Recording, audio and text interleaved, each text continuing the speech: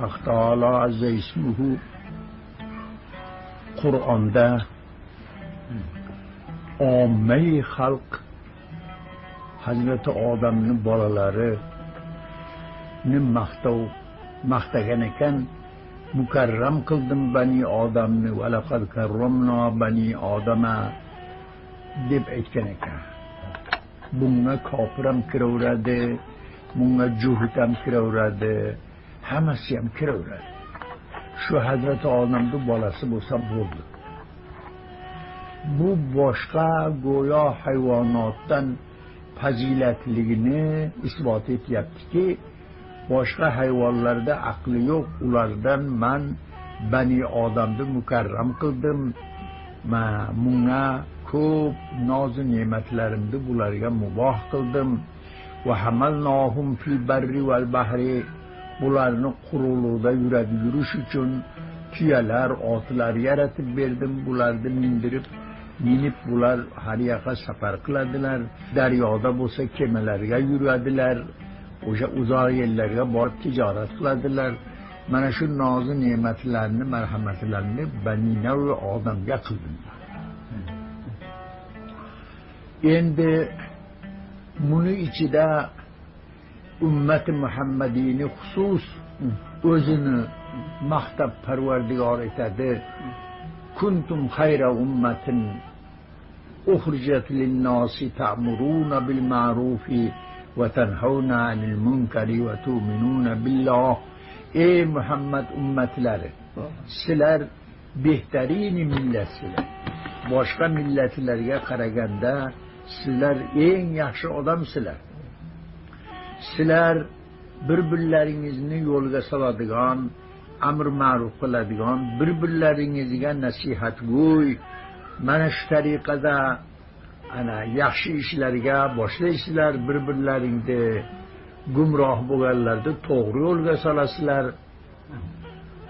Xudoga iymon keltirasizlar, sizlar eng fazilatli insonsizlar deb xosatan haligi Hazrati Odamning bolalarini ichidan saralab ummati Muhammadiyni baqa chiqarib alohida maqtayapti. Bundan keyin ulamolarni vallazina utul ilma darajat deb ulamolarga ortiqcha fazilatlar, darajatlar berdik deb ummati Muhammadiyni ichida ulamolarni alohida maqtayapti.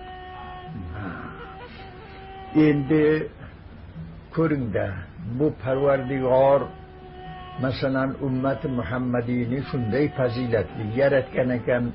Parvardigor boshqa nasoralarga qaraganda, yahudilarga qaraganda bu Xudoning muqarrab bandalari ekan bular. Mana shunday deb maqtayapti.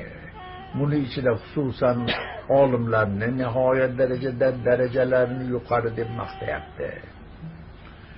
Endi agar shu maqtovlarga sazovor bo'lib turib, agar razil bo'lib yomon gumrohlik yo'lga kirib ketsa, buni ham mazammat qilgan joylar bor. Uloika kal an'ami balhum adall. Bular to'rt oyoqli jonivorga o'xshaydi, bundan ham battarroq bular. To'rt oyoqli jonivorni yetalasangiz, jardilovga olib kelsangiz, shuncha arqonini tortganing bilan o'zini shunday turib oladiki, jarga tushib ketaman deb qo'rqadi. Arqangizdan ergashmaydi. Mana bu gumrohlarchi jarga ham tushib ketyapti, boshqa ham uni parvo qilmaydi. Parvo qilmaydi bular. Bas bular to'rt oyoqli jonivordan ham battarroq. Inson yaxshi bo'lsa farishtadan ham ulug'. Bundan ulug' odam yo'q. Ammo yomon bo'lar ekan, hech hayvon bunga baravar kelolmaydi. Mana bu bir ajoyib. Rasululloh sallallohu alayhi vasallam aytgan ekanlar bir kun, bu ham bir ummati Muhammadiyni fazilati, qiyomat kuni bo'ladigan ish. Rasululloh aytgan ekanlar, Hazrati Abdulloh ibn Mas'ud roziyallohu ta'ala qori ekanlar u kishi, sahobalar o'rtalarida. Ey Abdulloh, bir Qur'on o'qigin, bir eshitaylik. aytdi, yo Rasululloh, sizga nozil bo'lgan Qur'on mendan eshitasizmi? Biz sizdan eshitsak bo'ladi. Men o'qiymiz sizga desa, sendan eshitishni men yaxshi ko'raman. Sen o'qing, men eshitay. Bu shunday joydan o'qidiki, oxir oyat mana shu yerga kelib taqaldi. Fakayfa idza ji'na min kulli ummatin bi shahidin va ji'na bika ala haula'i shahida. U qiyomat kuni qanday dahshatli kunki, har bir ummatdan guvohlar so'rayman. Har so'roq qilganimda har bir ummatni hozir qilib turib, payg'ambaring senga payg'ambarlik qilib hukmimni yetkazganmi yo yetkazmaganmi, qani aytginchi, ulardan iqror olaman. O'sha vaqtida payg'ambarlar bilan bularning o'rtasida janjal bo'lib qoladi. Ya'ni ummatlar aytadi, buni ko'rganimiz yo'q buni. Bu bizga payg'ambarman deb kelgan yo'q deb inkor qiladi bizdan. Payg'ambarlar hayron bo'lib qoladi. Payg'ambarlar biz Xudoning sani hukmini yetkazganmiz, Parvardigor. Bularni ko'p nasihat qilganmiz, bular unamagan aslida desa, ular yo'q, biz buni ko'rganimiz yo'q. Ana undan keyin Xudo so'rar ekan payg'ambarlardan, sizlar o'zlaringga guvoh topinglar. Shu yetkazganliklaringga guvoh.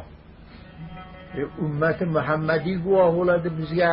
Muhammad alayhisalomning ummatini chaqirib so'ragin. O'shalar bizga guvohlik beradi. Ha, o'qinglar ummati Muhammadiy. Mashalloh hozir. Shu payg'ambar rost aytadimi?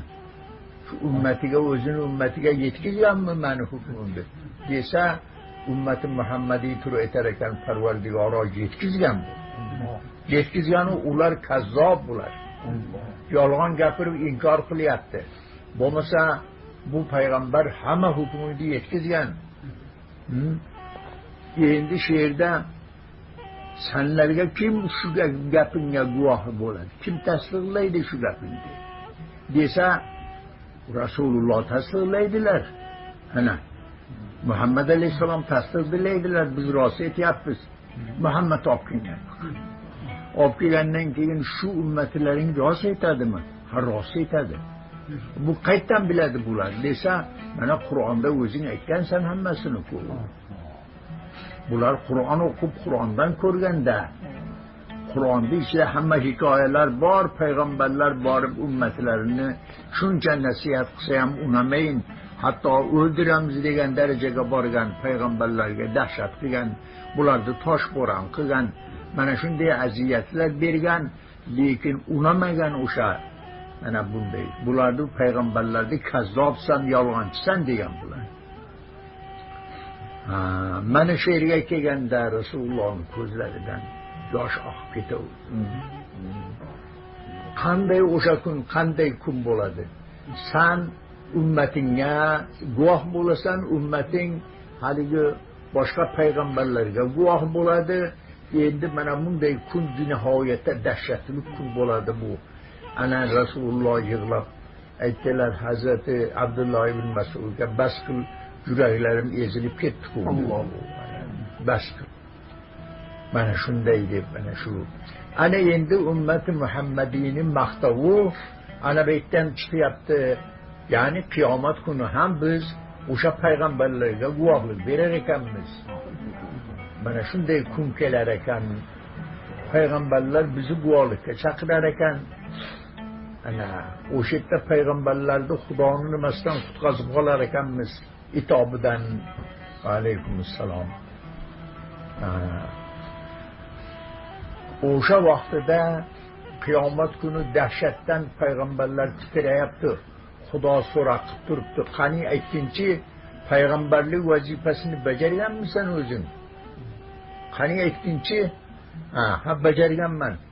Kim isbot qiladi shu gapingni? Guvoh topinglar.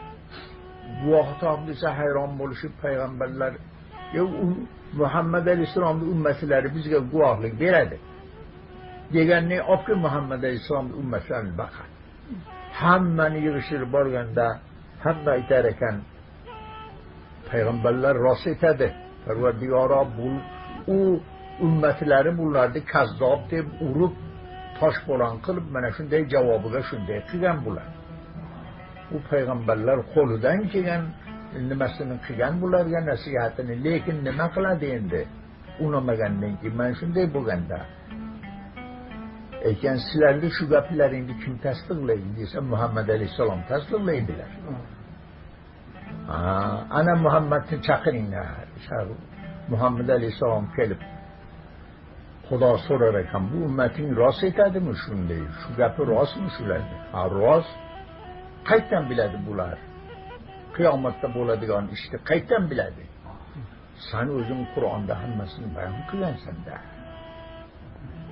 Sen yolg'on gapirmaysan hech bir vaqtida.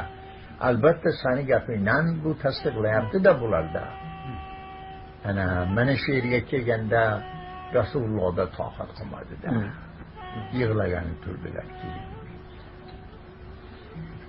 Ana endi ummati Muhammadiyni fazilati tamom bani navi insonni ichida eng fazilatli ummat Rasulullohning ummatlari ekan. Boshqa millatlardan bularning fazilati ortiq ekan. Bular shunday ilgargi o'tgan payg'ambarlarga ham Xudoning itobidan qutqazib qoladigan ummat ekan. Bildingizmi? Endi mana masalan alhamdulillah biz ummat Muhammadiymiz. Biz o'sha ummatimizki qiyomat kuni bizni guvohlikka chaqirar ekan Xudoy taolo. Payg'ambarlar bizga muhtoj bo'lib turar ekan. Shular bizni qutqarib qolsaydi itobdan, bo'lmasa Xudo itob qilib turibdi shunday vaqtida. Hamma qiyomatning dahshatidan titrab turgan vaqtida shetda borib biz payg'ambarlarni qutqazib qolar ekanmiz Xudoning itobidan. Mana shunday. Endi biz ummati Muhammadiy shunday fazilatga ega bo'lsak-ku, biz gumroh bo'lib, gumrohlik yo'lida yurar ekanmiz. To'rt oyoqli jonivar bizdan 1000 martaba yaxshi. 1000 martaba yaxshi. Bildingizmi? Mana endi ko'ringda kelib shu davrga keldikki, ana u firqa bo'lib, u anondaqa, mana u vahobiy, ana u firqa, bu firqa bo'lib, firqaga bo'linib Rasululloh hadisi muboraklarida aytgan ekanlar: "Sataftariqu ummati 73 firqatan kulluhum fin-nari illa wahidatan." Yaqindagina oxir zamon bo'ladi, yaqindagina mani ummatim 73 firqaga aylanadi. Bu firqalarda hammasi do'zaxga boradi, illo bittasi najot topib qoladi. Bir firqa najot topib qoladi.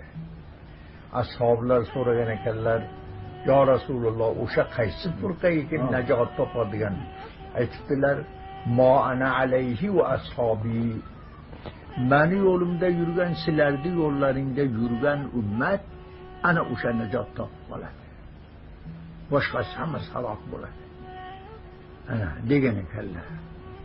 Endi shukr alhamdulillah biz ahli sunnat val jamoat deb o'zimizni bilamiz. O'sha ashoblarni sunnatlari, o'shalarning yo'llarida ketyapmiz biz. Undan adashganimiz yo'q. Adashganlar adashib qolyapti. Bildingizmi? Ana o'sha norga boradigan firqaga aylanib ketyapti. Bildingizmi? Biz alhamdulillah adashganimiz yo'q. Xudo xolasa adashmaymiz hargiz. O'limimiz ham shu kalima la ilaha illalloh Muhammadur Rasululloh bilan ketamiz. Bu dunyodan mana shu o'zimizni iymonimizni Xudo xolasa saqlab ketamiz bu dunyodan. Adashmaymiz yo'ldan, siroti mustaqimdan hargiz adashmay ketamiz. Mana shunday. Allohumma